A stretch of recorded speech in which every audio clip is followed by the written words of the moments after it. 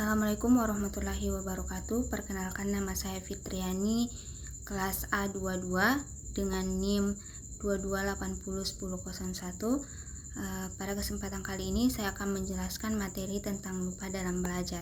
Materi pertama yaitu faktor penyebab terjadinya lupa dalam belajar. Yang pertama, gangguan konflik antara item-item informasi atau materi yang ada dalam sistem memori siswa. Yang dimana artinya materi yang baru diterima mengganggu informasi yang lama, atau sebaliknya informasi yang baru terganggu oleh informasi yang lama. Dalam hal informasi yang baru mengganggu informasi yang lama, hal ini terjadi karena jarak waktu antara informasi baru dan informasi lama relatif dekat. Pada poin kedua, tekanan terhadap item yang telah ada baik sengaja ataupun tidak.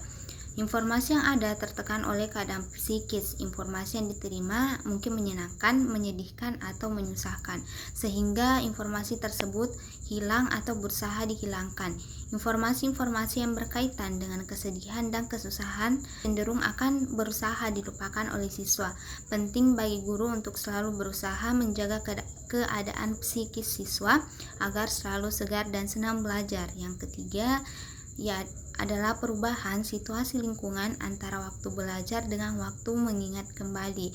Perubahan situasi lingkungan saat menerima informasi yang berbeda dengan situasi saat mengingat juga menyebabkan informasi tersebut susah untuk diingat. Siswa yang hanya menerima materi di kelas kemungkinan besar akan susah mengingatnya kembali jika sudah ada di lapangan. Keempat, perubahan sikap dan minat siswa terhadap proses dan situasi belajar tertentu. Jadi, meskipun seorang siswa telah mengikuti proses mengajar belajar dengan tekun dan serius, tetapi karena suatu hal sikap dan minat siswa tersebut menjadi sebaliknya. Misalnya, karena ketidaksenangan kepada guru, maka materi pelajaran itu akan mudah terlupakan. Yang kelima, materi pelajaran yang telah dikuasai tidak pernah digunakan atau dihafalkan siswa. Menurut asumsi sebagian ahli, materi yang diperlakukan demikian dengan sendirinya akan masuk ke alam bawah sadar atau mungkin juga bercampur aduk dengan materi pelajaran baru. Atau yang terakhir adalah perubahan urat syaraf otak. Seorang siswa yang terserang penyakit tertentu seperti keracunan, kecanduan alkohol, dan geger otak akan kehilangan ingatan atas item-item informasi yang ada dalam memori permanennya. Namun, bukan berarti materi yang telah terlupakan itu hilang di memori manusia. Pada materi kedua yaitu cara mengatasi lupa dalam belajar. Yang pertama, mengajarkan orang lain mengenai pelajaran yang baru saja dipelajari. Salah satu cara paling mudah untuk mengatasi sering lupa dalam belajar adalah dengan mengajarkan orang lain mengenai pelajaran yang baru saja dipelajari. Karena mengajarkan orang lain bisa membuat kamu memahami materi pelajaran dengan maksimal sehingga kamu menjadi tidak mudah lupa.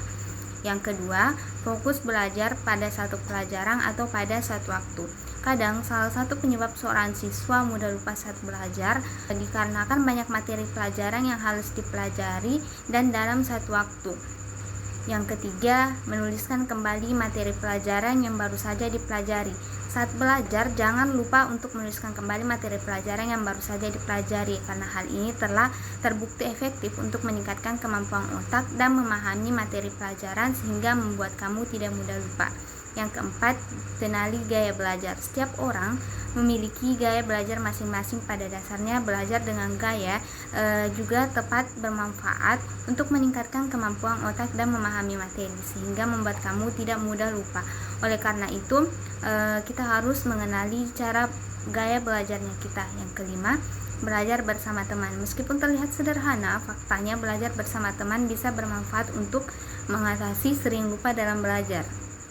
Karena saat belajar bersama teman, kamu biasanya akan terhindar rasa stres dan juga tegang. Jadi kamu bisa menjadi lebih mudah memahami dan mengingat materi pelajaran.